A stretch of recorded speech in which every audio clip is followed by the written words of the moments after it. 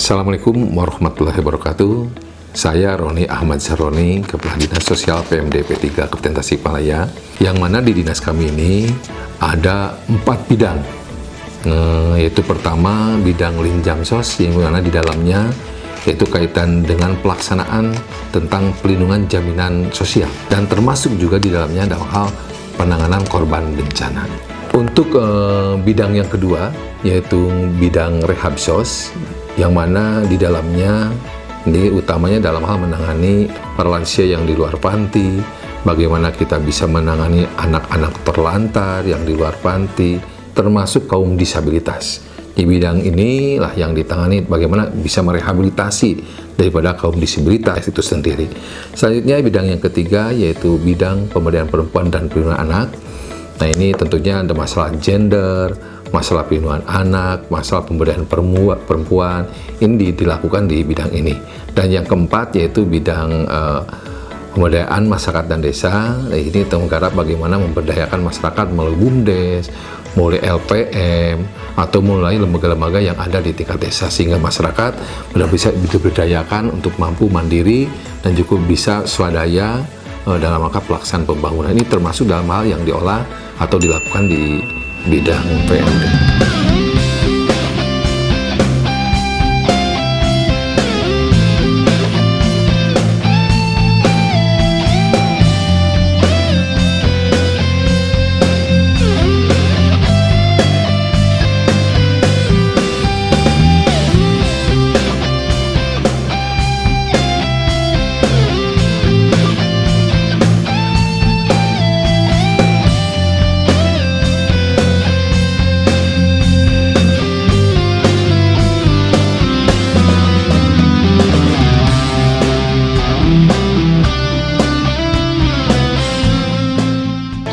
Dinas Sosial, Pemberdayaan Masyarakat dan Desa, Pemberdayaan Perempuan dan Perlindungan Anak Kabupaten Tasikmalaya punya peduli.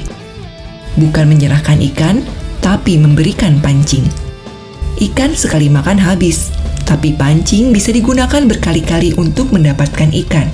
Begitu pijakan semangat dari bantuan pemberian roda usaha ini. Itu sudah mulai didistribusikan kepada masyarakat miskin, tapi yang punya usaha seperti roda-roda untuk usaha lah. Itu mudah-mudahan sebagai pendorong bagi mereka supaya mereka bisa berusaha dengan baik untuk menaikkan taraf ekonominya. Program Keluarga Harapan atau PKH sudah dimulai sejak 2007 lalu. Muaranya adalah penanggulangan kemiskinan. Ada banyak penerima PKH yang sudah tergraduasi. Mereka yang sebelumnya mendapat bantuan kini tak lagi menerima PKH karena dinilai telah mandiri. Sampai September 2020, ada 1.866 penerima PKH yang tergraduasi. Sebagai apresiasi daripada para peserta PKH yang graduasi, itu sudah dilakukan dengan pemberian modal sebesar 2 juta. Jadi mereka diberikan bantuan sebesar 2 juta sebagai tambahan modal. Mereka kita kasih stimulan ini sebagai bentuk penghargaan terhadap mereka yang memang sudah menyatakan keluar dari PKH. Karena kalau tidak ada program lanjutan seperti ini, kasihan mereka. Artinya jangan sampai nanti, apalagi sedang COVID ini, mereka sudah menyatakan keluar dan akhirnya mereka kembali lagi menjadi peserta PKH. Itu yang kita diharapkan.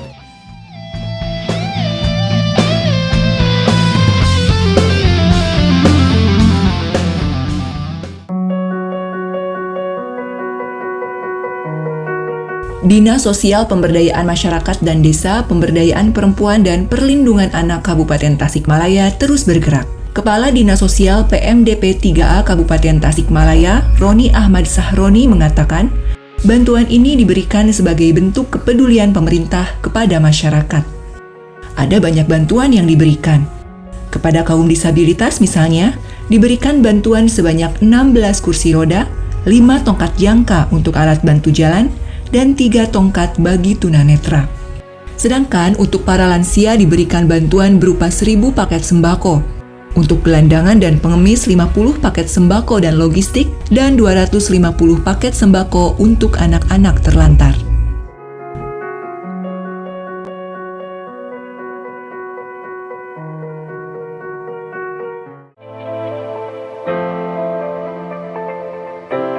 Kabupaten Tasikmalaya merupakan salah satu daerah rawan bencana di Indonesia.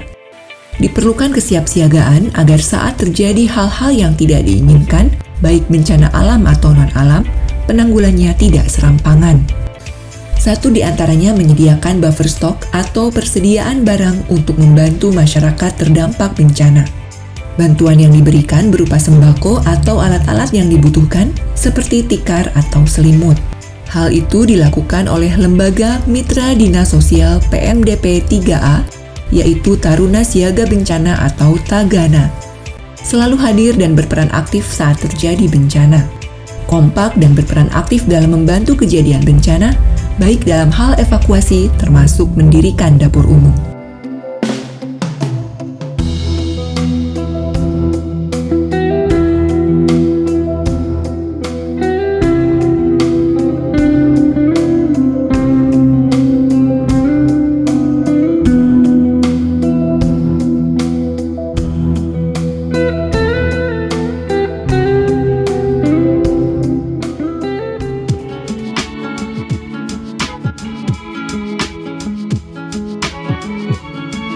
Bupati Tasikmalaya Ade Sugianto optimis pengelolaan DD dan ADD dalam program pemberdayaan masyarakat desa dapat meningkatkan perekonomian dan kesejahteraan masyarakat desa. Dengan pola pemberdayaan masyarakat desa dapat menciptakan masyarakat yang mandiri sesuai dengan potensi dan kebutuhan desa, yang pada akhirnya meningkatkan perekonomian dan kesejahteraan masyarakat desa.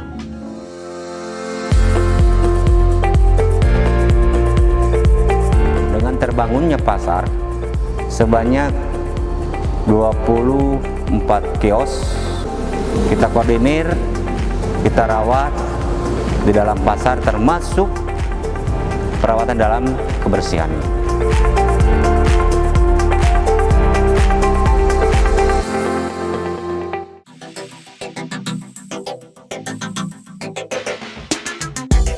Bagi masyarakat desa Linggajati, kesuburan dari berkah Galunggung sangatlah terasa. Salah satunya adalah tumbuhnya tanaman kopi.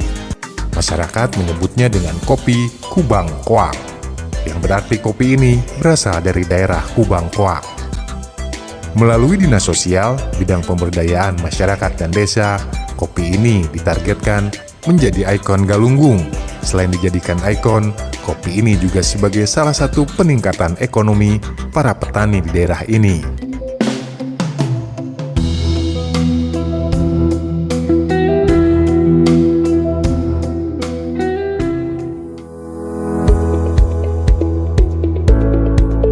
BUMDes kita harapkan justru akan menjadi lokomotif perekonomian di tingkat desa. Ya alhamdulillah, dari 351 desa yang belum ada BUMDesnya, tinggal 8 desa lagi.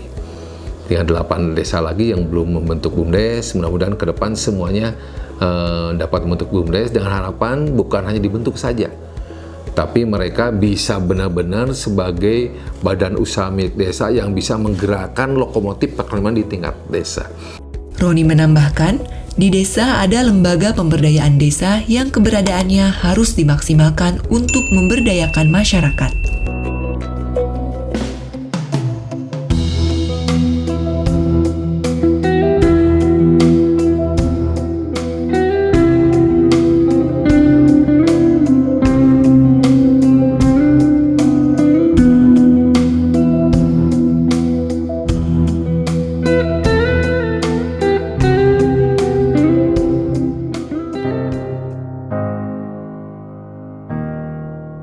Mudah-mudahan doa dari semua Kabupaten Tasikmalaya segera bisa memiliki kota yang pantas dan layak, termasuk juga sebagai kabupaten yang sehat.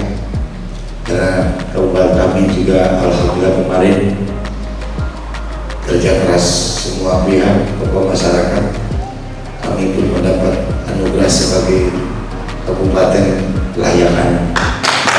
Kerja keras dan kerjasama yang baik dari tim gugus tugas KLA Kabupaten Tasikmalaya berbuah manis dengan didapatnya predikat Kabupaten Layak Anak kategori Pratama ini. Aksi nyata yang telah dilakukan oleh pemerintah seperti pemenuhan hak sipil warga negara dengan pembuatan akta pada bayi baru lahir serta pengasuhan alternatif dan perlindungan khusus bagi anak-anak yang bermasalah hukum.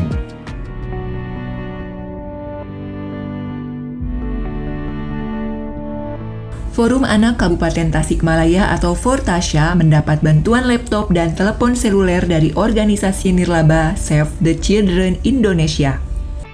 Bantuan ini diberikan kepada Forum Anak Kabupaten Tasikmalaya agar bisa lebih bergerak dinamis dalam melindungi anak-anak.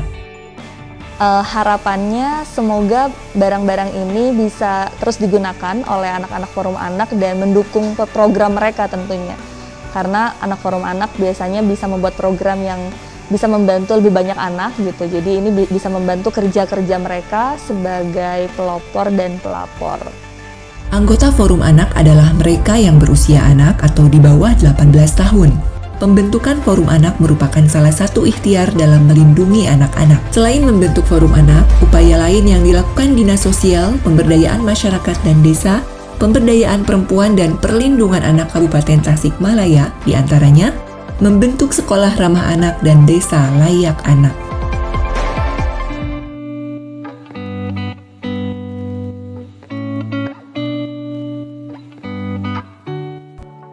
Karena P2KSS ini ada sebagai bentuk program terpadu yang memperhatikan sekali peran wanita untuk menuju keluarga yang sejahtera. Jadi satu ada P2WKSS, yang kedua juga program pemberdayaan perempuan kepala keluarga atau yang dinamakan PEKA, yaitu kelompok perempuan yang mengorganisir dan memfasilitasi perempuan kepala keluarga agar mampu meningkatkan kesejahteraannya dan mampu memiliki akses terhadap sumber daya, mampu berpartisipasi aktif pada siklus pembangunan. Jadi artinya si perempuan tidak hanya terpaku mengandalkan terhadap suaminya. PEKA itu perempuan kepala keluarga. Dia sebagai tulang punggung ekonomi keluarga. Bukan berarti semuanya janda, tidak. Sasaran kita PEKA itu perempuan, bagi mereka perempuan yang memang merupakan pengganti atau bisa menopang kehidupan keluarga di keluarganya. Di Kabupaten Tasikmalaya saat ini sudah terbentuk sekitar 37 kelompok perempuan kepala keluarga yang secara intens dibina agar menjadi perempuan-perempuan berdaya bagi keluarga.